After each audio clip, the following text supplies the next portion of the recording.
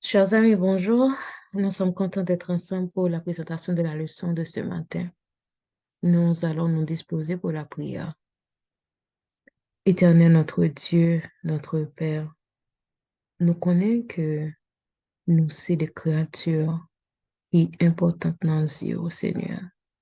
Non pas parce que nous méritons, mais parce qu'on crée nous à image. Nous venons dire merci de ton amour incommensurable, de ta délivrance, de tes compassions, de tes bienfaits. Loué sois-tu, béni sois-tu. D'éternité en éternité, tu es Dieu. Tu es le seul Dieu digne de gloire, de louange. Merci, Seigneur. Nous venons nous louer au matin. Seigneur, nous prosterner devant face bénie en signe de d'amour, en signe de respect, de vénération pour ta grandeur. Nous courbons bien bas devant pour nous dire combien, Seigneur, tu es notre guide, notre maître. Nous sommes tes heureux, tes serviteurs. Maintenant, nous venons étudier parole. Seigneur, fais que parole ça, tourne lumière pour montrer nous le chemin du salut. Dans les mérites du sang de Jésus, pardonnez péchés nous. Aidez-nous à vivre dans la sanctification, justifiez-nous, Seigneur. Bénis activité nous matin. Bénis travail nous. Surtout, ben nous le pain de vie. Au nom de Jésus, nous te demandons toutes ces grâces. Amen. Nous sommes toujours contents d'être avec vous pour la présentation de la leçon de ce matin. Pour l'école du sabbat, c'est en présence de Dieu de ce mardi 27 décembre 2022. Mais pour Pasteur Zabala, nous gagnons comme titre Le génie de Dieu. Et texte ça, c'est Marc 1er, verset 14 et 15.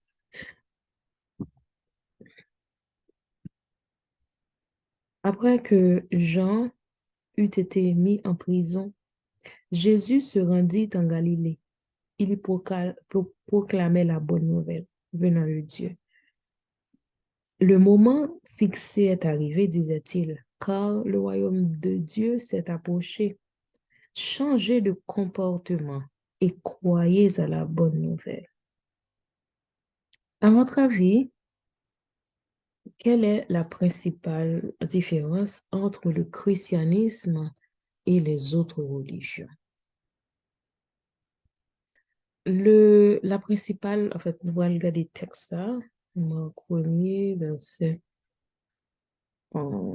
14 et 15. On va faire le texte là.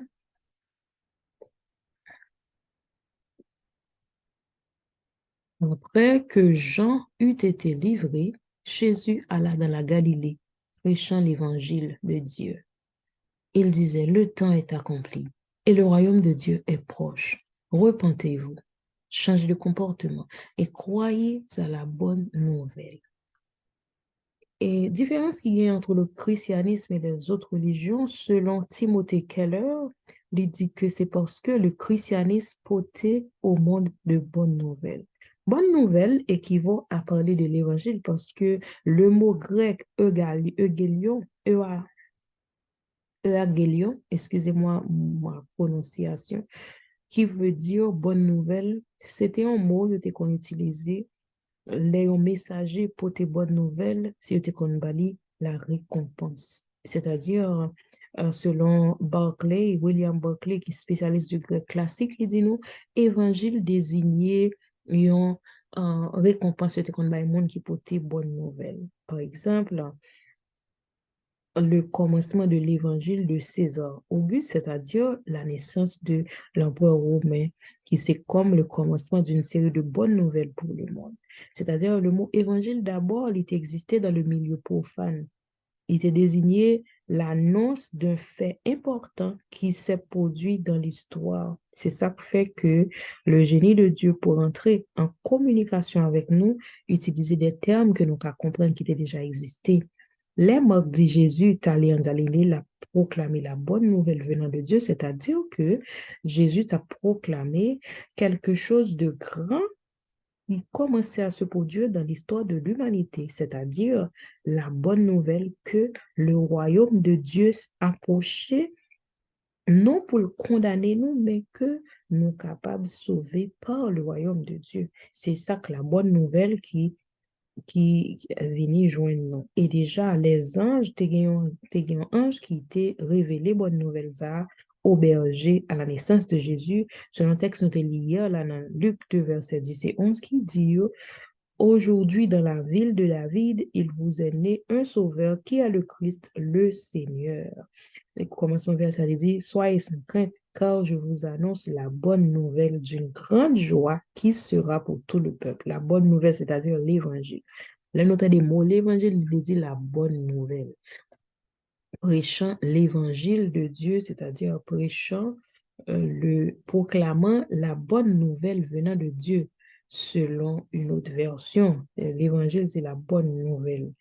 Alors, là, nous comprendre la religion, le christianisme, la religion du Christ, avec les mots de Timothée Keller, tandis que l'autre religion a parlé nous comment pour nous faire, pour nous capables d'approcher de Dieu. Le christianisme même explique nous comment la bonne nouvelle de Dieu, le christianisme porter la bonne nouvelle, lui porter l'évangile du salut, lui montrer nous comment mon Dieu approcher de nous-mêmes.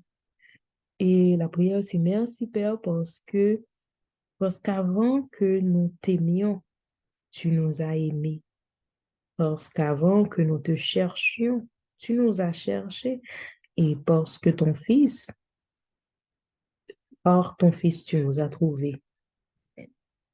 Et on passé rapidement, j'ai noté là, en présence de Dieu, à la présentation de l'école du sabbat. Nous connaissons semaine ça, on a étudié toutes choses nouvelles, on a mémorisé Apocalypse 21, verset 5. Et celui qui était assis sur le trône dit, voici, je fais toutes choses nouvelles. Et il dit écrit, car ces paroles sont certaines et véritables. Ça n'a pas songé, c'est que voici, je fais toutes choses nouvelles, même j'ai un titre, le son semaine ça, toutes choses nouvelles. Et je dis à nous gagner en présence de Dieu. Nous allons faire lecture Matthieu 5, verset 8. Matthieu 5, verset 8. Heureux ceux qui ont le cœur pur, car ils verront Dieu. Nous allons lire 1 Jean 3, verset 2 et 3.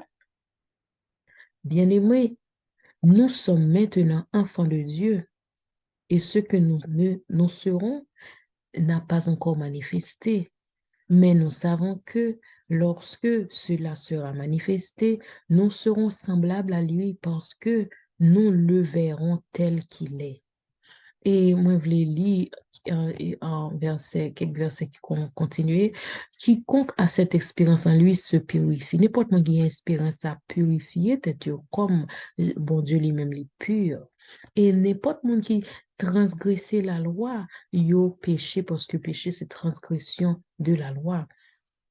C'est-à-dire que quiconque est né de Dieu, pas qu'à pratiquer le péché, parce que la semence de Dieu demeure en lui et il ne peut pécher parce qu'il est né de Dieu.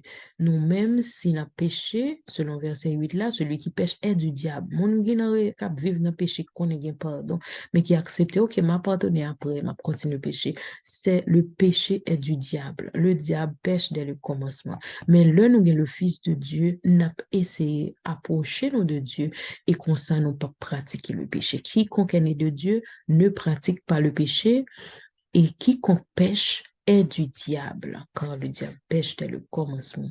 Mais pour nous retourner dans ça nous voulait dire dans le son, c'est que euh, nous serons semblables à Dieu parce que nous le verrons tel qu'il est. C'est toujours en présence de Dieu. Texte ça a montré nous. Il a montré nous que c'est vrai que personne n'a jamais vu Dieu. Mais ça ne veut pas dire que nous-mêmes, là, nous faisons sanctifier dans les cieux, nous ne pouvons jamais voir Dieu le Père.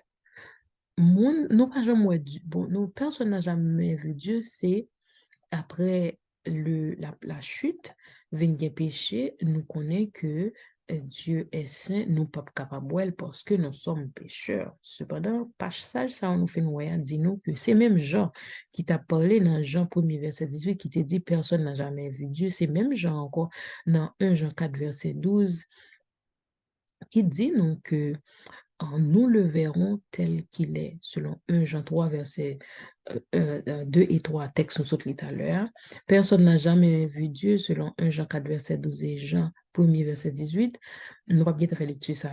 C'est même Jean ça qui vient écrire que nous le verrons tel qu'il est. Et dans l'Apocalypse 22, verset 3, nous voyons les textes à tout, il n'y aura plus d'anathème, le trône de Dieu et de l'agneau sera dans la ville et ses serviteurs le serviront et verront sa face. C'est-à-dire que nous-mêmes qui rachetés, on n'est pas capable où est la face de Dieu. C'est même Jean Sacré qu'on dit, personne n'a jamais vu Dieu et il a raison, mais il explique nous après la sanctification, après la justification au retour de Dieu, ceux qui auront le cœur pur verront Dieu. C'est un privilège que tous les rachetés capables adorer Dieu dans son temple et n'est pas capable de voir la face de Dieu, n'est pas capable de présence de Dieu. Selon la tragédie des siècles, page 599 et 600, nous gagnons une phrase quelques phrases de résumé qui dit nous, le peuple de Dieu sera admis dans la communion du Père et du Fils. Aujourd'hui, nous voyons au moyen de miroirs, d'une manière obscure. Dans la nature, dans ses voies envers les hommes, Dieu nous apparaît comme dans un miroir. Alors, nous le verrons face à face, sans voile. Nous le verrons, nous serons en sa présence et contemplerons sa gloire. C'est-à-dire que dans quelques versets, ça, dans les jeudis, nous voyons le lien entre la pureté et le fait de voir Dieu. Selon 1 Jean 3, verset 3, notez quiconque a cette espérance en lui se purifie comme lui-même est pur. Il y a toujours idée de purification. Et nous, même texte ça encore, expliquez-nous comment nous purifier, nous, lui montrer, nous, quiconque demeure en lui ne pêche point. Et texte là vient définir péché pour nous. Il dit nous, péché, c'est la le péché, c'est la transgression de la loi. C'est même ça. Le péché est la transgression de la loi. Si nous voulons purifier nous, faut nous pas pécher, faut nous pas transgresser la loi. Et quelle est la loi? La loi centrale, c'est la loi du décalogue, les 10 commandements. Pas 8, pas 7, pas 3, pas 2, pas 9, mais 10 commandements. Et ensuite, d'accepter Jésus et de son sacrifice. C'est-à-dire que nous gagné une constitution même qui pour montrer nous comment pour nous rester purs, c'est de ne pas transgresser la loi. Quiconque pêche transgresse la loi et le péché est la transgression de la loi. C'est-à-dire que pas celui qui pêche est du diable, c'est-à-dire que celui qui transgresse la loi est du diable. Quand le diable pêche dès le commencement, le bon Dieu bon nous une ordonnance, bon Dieu bon nous une loi, bon Dieu bon nous des prescriptions, c'est pour nous mettre en pratique à la lettre. Et c'est ça que fait le nous né de nouveau, nous pas qu'à pratiquer le péché comme je l'avais déjà lu, j'avais déjà lu ce passage avec vous.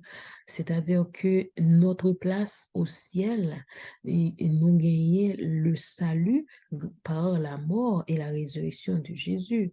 Mais pendant nous accepter sacrifice ça, qui est capable purifier, nous avons besoin d'un processus de purification. Il y a des gens qui disent, oui, c'est vrai, il n'est pas nécessaire parce que depuis Jésus mourir, nous accepter Jésus, nous pas rien pour nous faire encore.